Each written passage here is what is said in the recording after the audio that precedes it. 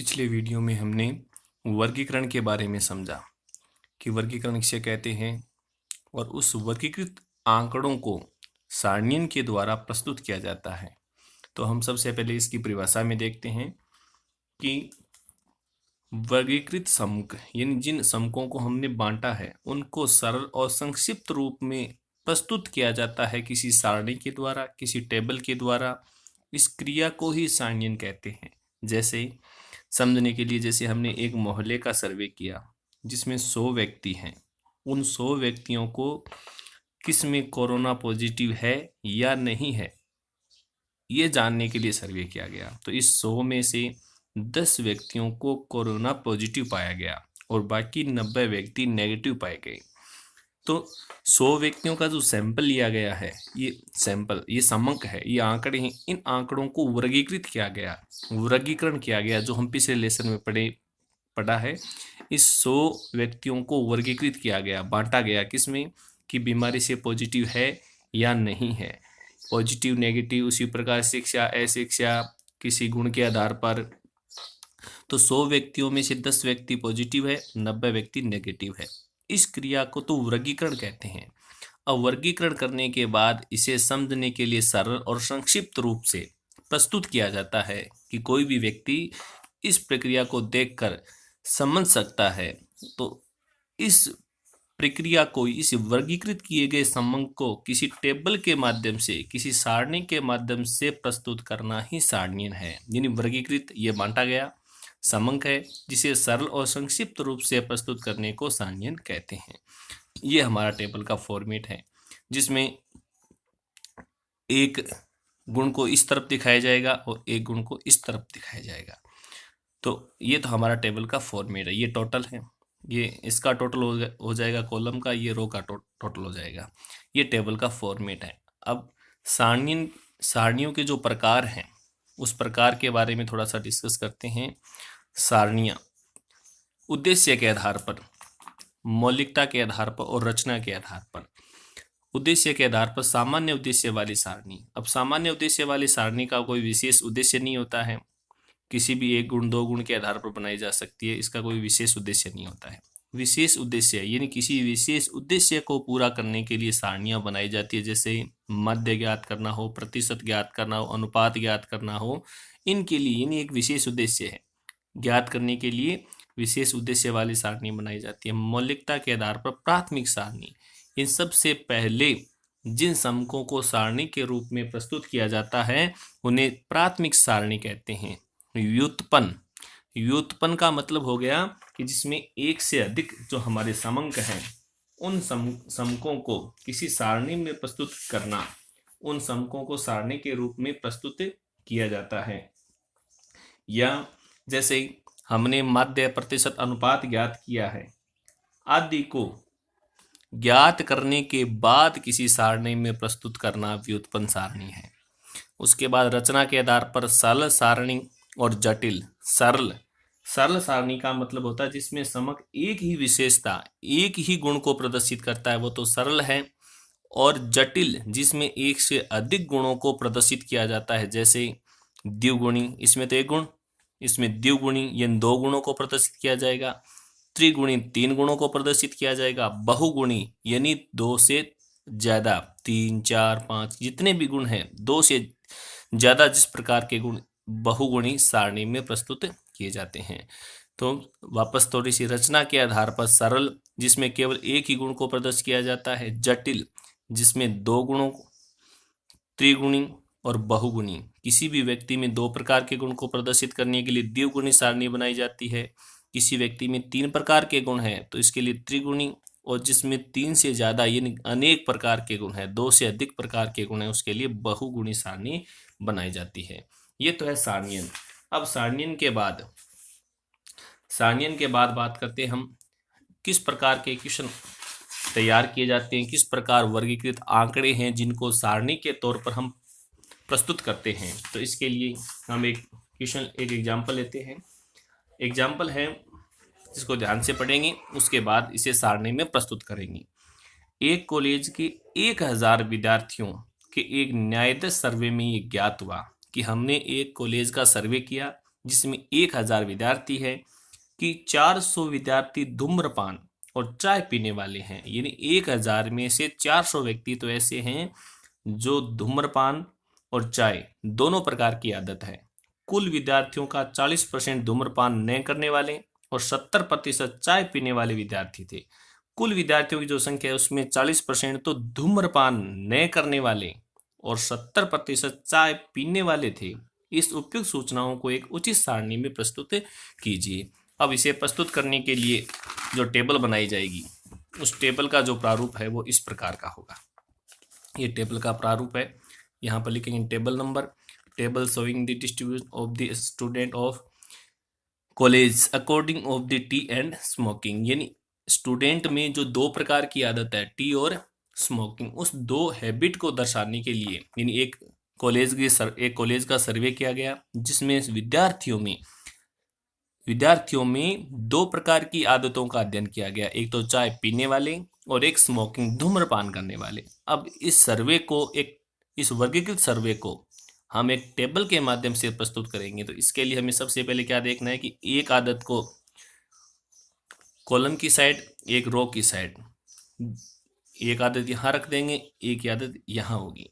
Smoking total जो होगी ये इसका टोटल योग होगा और ये जो हमारी टी है इसका टोटल योग ये होगा। एक आदत है टी चाय पीने वाले और एक है स्मोकिंग करने वाले। तो टी टेकर चाय पीने वाले, नॉन टी टेकर यानी चाय नहीं पीने वाले, स्मोकर धूम्रपान करने वाले और नॉन स्मोकर धूम्रपान नहीं करने वाले। अब इस आदत को आप यहाँ भी रख सकते हैं और इस आदत को आप इस साइड भी लिख सकते हैं। तो एक हैबिट को इस साइड लिखना है, एक हैबिट को इस साइड लिखना है। अब प्रश्न के हिसाब से पढ़ते हैं। देखो प्रश्न में दिया हुआ है कि एक कॉलेज में 1000 विद्यार्थी हैं, इन टोटल जो स्टूडेंट है। अब हम इस एग्जाम्पल को हल करते हैं। इसमें दिया हुआ है कि एक कॉलेज में 1000 विद्यार्थी हैं, यानी 1000 विद्यार्थी जिनका हमने सर्वे किया, जिसमें एक न्यायाधीश सर्वे में ज्ञात हुआ कि 400 विद्यार्थी धूम्रपान और चाय पीने वाले थे। यानी इसमें से 1000 में से 400 विद्यार्थी ऐसे हैं जिनको दोनों प्रकार की आदत है, यानी स्मोकिंग भी है और टी टेकर है। इन दोनों कॉलम का यहाँ मिलान हो रहा है। यानी 400 विद्यार्थी ऐसे हैं जो स्मोकिंग भी करते हैं और चाय भी पीते हैं। फिर आगे दिया गया है कुल विद्यार्थियों का 40% धूम्रपान न करने वाले थे। ये टोटल संख्या है, इसका 40% धूम्रपान न करने वाले हैं, नॉन स्मोकर है। इसका 40% होगा 400 विद्यार्थी नॉन स्मोकर हो गया और 70% चाय पीने वाले थे और इसका 70% टी टेकर, टोटल हो गया 700।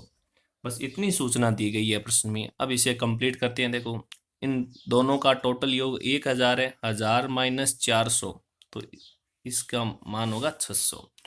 इन दोनों का टोटल 600 है। इन टोटल स्मोकिंग करने वाली 600 है, जिसमें से 400 चाय पीते तो चाय नहीं पीते वो है 200।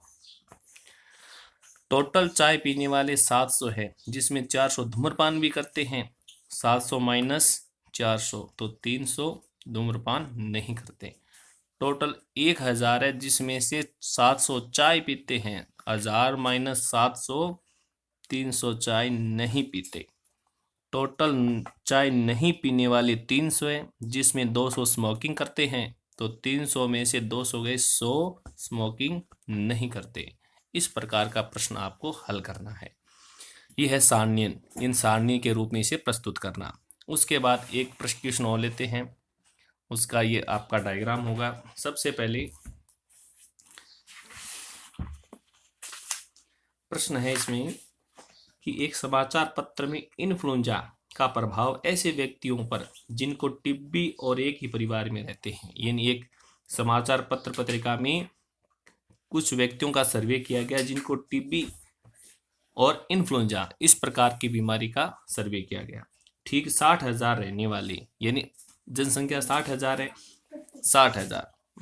60,000 रहने वालों में से 4/15 ने टीबी के चिन्हों को दर्शाया।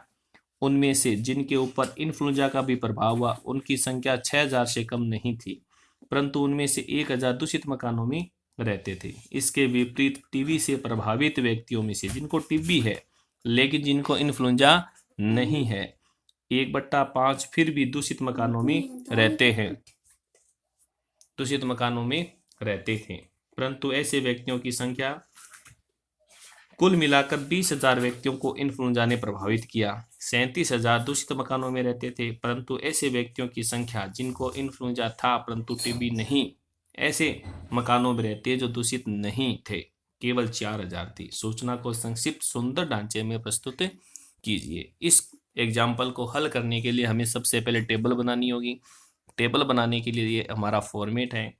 इसमें सबसे पहले क्या करना है, एक बीमारी को इस साइड लिखेंगे और एक बीमारी इस साइड लिख देंगे। जैसे हमने इन्फ्लुएंजा और ये हो गए, इन्फ्लुएंजा एक बीमारी लिख दी। उसके बाद दूसरी टिब्बी, टिब्बी दूसरी बात, प्रश्न में जो सूचनाएं हमें दी गई है सबसे पहले उनका गौर करना है कि हमने किसी शहर का सर्वे किया। भी कॉलम कैसे बनाएं, एक शहर होगा, शहर में 2 प्रकार के घर होंगे, एक तो दूषित और दूसरा अदूषित। अब दूषित और अदूषित जो मकान है उनके आधार पर बांटना होगा। एक दूषित हो गया, दूसरा अदूषित हो गया। अब दूषित मकानों में भी 2 प्रकार की समस्या है कि इन्फ्लुएंजा की बीमारी भी है, इन्फ्लुएंजा भी है और टिब्बी भी है। उसी प्रकार अदूषित में भी ये समस्या है कि इन्फ्लुएंजा भी है और टिब्बी भी है। इन्फ्लुएंजा है, इन्फ्लुएंजा नहीं है, टिब्बी है, टिब्बी नहीं है, इन्फ्लुएंजा है, इन्फ्लुएंजा नहीं है, टिब्बी है, टिब्बी नहीं है। इस प्रकार ये बहुगुणी सारणी है। इसे किस प्रकार प्रदर्शित करें, तो सबसे पहले देखो ये एक हमारा शहर है, इस टेबल को मानेंगे, ये टेबल हमारा शहर है। इस शहर में 2 प्रकार के घर है, जैसे हमने बांटा कि 2 प्रकार के दूषित और अदूषित। वैसे इफेक्टेड हाउस, इन्फेक्टेड हाउस, 2 प्रकार के घर है। टोटल का मतलब दोनों का योग करेंगे तो शहर बन जाएगा। Infected, infected. प्रश्न और लेते हैं, उसका ये आपका डायग्राम होगा। सबसे पहले प्रश्न है इसमें कि एक समाचार पत्र में इन्फ्लुएंजा का प्रभाव ऐसे व्यक्तियों पर जिनको टिब्बी और एक ही परिवार में रहते हैं। यानी एक समाचार पत्र पत्रिका में कुछ व्यक्तियों का सर्वे किया गया जिनको टिब्बी और इन्फ्लुएंजा इस प्रकार की बीमारी का सर्वे किया गया। ठीक 60,000 रहने वाले, यानी जनसंख्या 60,000 है, 60,000 रहने वालों में से 4/15 ने टीबी के चिन्हों को दर्शाया।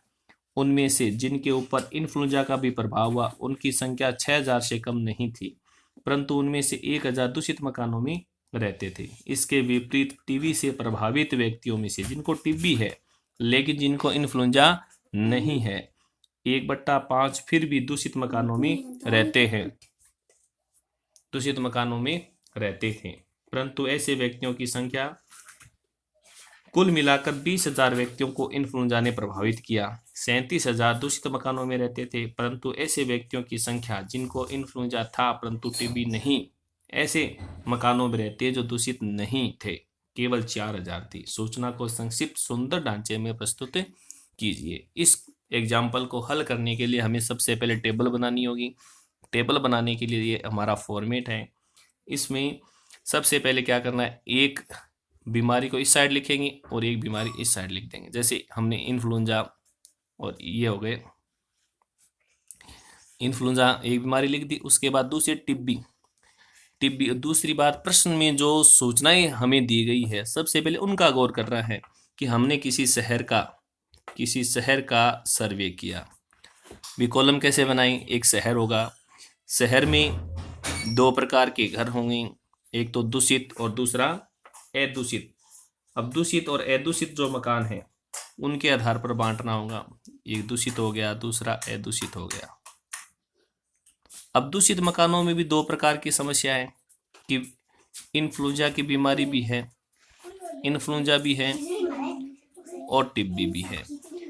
उसी प्रकार अदूषित में भी ये समस्या है कि इन्फ्लुएंजा भी है और टिब्बी भी है। इन्फ्लुएंजा है, इन्फ्लुएंजा नहीं है, टिब्बी है, टिब्बी नहीं है, इन्फ्लुएंजा है, इन्फ्लुएंजा नहीं है, टिब्बी है, टिब्बी नहीं है। इस प्रकार ये बहुगुणी सारणी है। इसे किस प्रकार प्रदर्शित करें, तो सबसे पहले देखो ये एक हमारा शहर है, इस टेबल को मानेंगे, ये टेबल हमारा शहर है। इस शहर में दो प्रकार के घर है, जैसे हमने बांटा कि दो प्रकार के, दूषित और अदूषित, वैसे इफेक्टेड हाउस, इनफेक्टेड हाउस, दो प्रकार के घर है। टोटल का मतलब दोनों का योग करेंगे तो शहर बन जाएगा इनफेक्टेड इन्फेक्टेड। अब इस एग्जाम्पल को हल करते हैं। एक शहर की जनसंख्या 60,000 है, जिसमें से 4/15 ने टीबी के चिन्हों को दर्शाया, यानी 60,000 का 4/15 लोगों के टिब्बी है। अब टिब्बी का ये टोटल होगा। अब न तो इसमें लिखेंगे न इसमें, क्यों नहीं लिखेंगे, क्योंकि इसमें दूषित और अदूषित मकान है। ये जो टोटल है ये दूषित और अदूषित का है। जब प्रश्न में दूषित और अदूषित का नाम नहीं लिया जाएगा तब हम इसमें लिखेंगे, जब दूषित और अदूषित का नाम होगा तब इन कॉलम में लिखेंगे। अब इस लाइन में दूषित का नाम नहीं है तो हम यहाँ लिखेंगे टिब्बी का टोटल योग है 16,000। 60,000 का 4/15 16,000। इसमें से 16,000 में से 6,000 जिनको इन्फ्लुएंजा भी है। अब इन्फ्लुएंजा के सामने चलिए, 6,000 को इन्फ्लुएंजा है, परंतु उनमें से किनमें से 6,000 में से 1,000 दूषित मकानों में रहते हैं। ये सेम कॉलम दूषित मकानों में थी। इसके विपरीत टीबी से प्रभावित व्यक्तियों में से जिनको टीबी ने प्रभावित किया है, जिनको इन्फ्लुएंजा नहीं है, टीबी तो है लेकिन इन्फ्लुएंजा नहीं है, 1/5 भाग थी। अब सबसे पहले जिनको टीबी है, इन्फ्लुएंजा नहीं है और इन मकानों में रहते हैं, अब इसमें दिया हुआ नहीं है अभी, इसका 1/5 है तो कैसे ज्ञात किया, 16,000 माइनस 6,000, इसका योग होगा 10,000। 10,000 का 1/5 इन्फ्लुएंजा से प्रभावित नहीं है लेकिन टिब्बी है इनको, ये संख्या होगी 2,000। कितनी होगी भी, 2,000। उसके बाद आगे दिया हुआ है कुल मिलाकर 20,000 व्यक्तियों को इन्फ्लुएंजा ने प्रभावित किया। केवल इतना ही दिया भी इन्फ्लुएंजा से प्रभावित है, वो दूषित है या अदूषित इसका नाम नहीं है, तो इन्फ्लुएंजा से प्रभावित टोटल योग है 20,000। कुल मिलाकर 20,000 इन्फ्लुएंजा से प्रभावित है। फिर आगे दिया हुआ है 37,000 दूषित मकानों में रहते हैं। दूषित मकान है, इसका टोटल 37,000 दूषित मकानों में रहते हैं। उसके अलावा परंतु ऐसे व्यक्तियों की संख्या जिनको इन्फ्लुएंजा टीबी नहीं है, न तो इन्फ्लुएंजा न ही टीबी, ऐसे मकानों में रहते हैं जो दूषित नहीं है, इसकी बात की जा रही है। दूषित नहीं है लेकिन न तो इसको टीबी है न इनको इन्फ्लुएंजा, इस कॉलम की बात है। नॉन टीबी नो इन्फ्लुएंजा, इसकी संख्या कम से कम कितनी है, 4,000 है। इसकी संख्या प्रश्न में कितनी दी हुई है अभी, 4,000 है, जिनको न तो दूषित मकानों में जैसे व्यक्ति जो संख्या इन्फ्लुएंजा है, ये सॉरी इन्फ्लुएंजा है टीबी नहीं है, इसकी संख्या कितनी है, 4,000 है। और सूचना को संक्षिप्त सारणी में बस इतनी सूचना क्वेश्चन में दी हुई। अब कैसे ज्ञात करें भी, टोटल संख्या 60,000 है, 60 में से 20,000 को इन्फ्लुएंजा है, तो इन्फ्लुएंजा कितने को नहीं है, 40,000 को। 60,000 माइनस 20,000, 40,000 को नहीं है।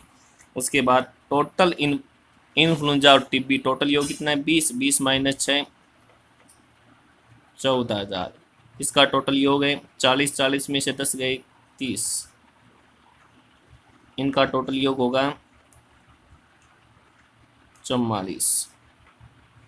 अब इसकी बात करते हैं भी, 37,000 अफेक्टेड दूषित मकानों में रहते हैं, तो अदूषित मकानों में जो मकान दूषित नहीं है कितने हैं भी, 60,000 में से 37 बराबर 23,000। उसके बाद कुल मिलाकर इन्फ्लुएंजा 6,000 को है, जिसमें से 1,000 दूषित मकानों में, तो अदूषित में कितनी हो गई, 5,000। 6,000 माइनस 1,000, 5,000, 5 कितने हो गए भी, 9। इन दोनों का टोटल योग 23 है, 23 में से 9 माइनस करेंगे तो इसका योग होगा 14,000। उसके बाद अब बारी है जिनको इन्फ्लुएंजा नहीं है, कितने, 2,000। टोटल इन्फ्लुएंजा 10,000 के नहीं है भी, जिनको इन्फ्लुएंजा ने प्रभावित नहीं किया 10,000 है, जिसमें से 2,000 दूषित मकानों में, तो बाकी 8,000 अदूषित मकानों में रहते हैं। इनका टोटल योग हो गया 8 और 5 13,000, 13,000। इन दोनों का टोटल योग 23 है। 23 में से 13 गए 10,000। इनका टोटल योग 10 है। 10 में से 4 गए 6,000। टोटल योग हो गया। अब इसकी बात करेंगे भी। कुल मिलाकर जिनको टिब्बी नहीं है 14,000 है। 4,000 अदूषित मकानों में रहते हैं, तो दूषित मकानों में 10,000। कुल मिलाकर 30,000 को टिब्बी और इन्फ्लुएंजा ने प्रभावित नहीं किया। 6,000 अदूषित मकानों में, तो 24,000 दूषित मकानों में। ये इसकी सूचना हो गई। अब इसका टोटल योग कर देते हैं। 10 से 11, 24 से 2 26,000।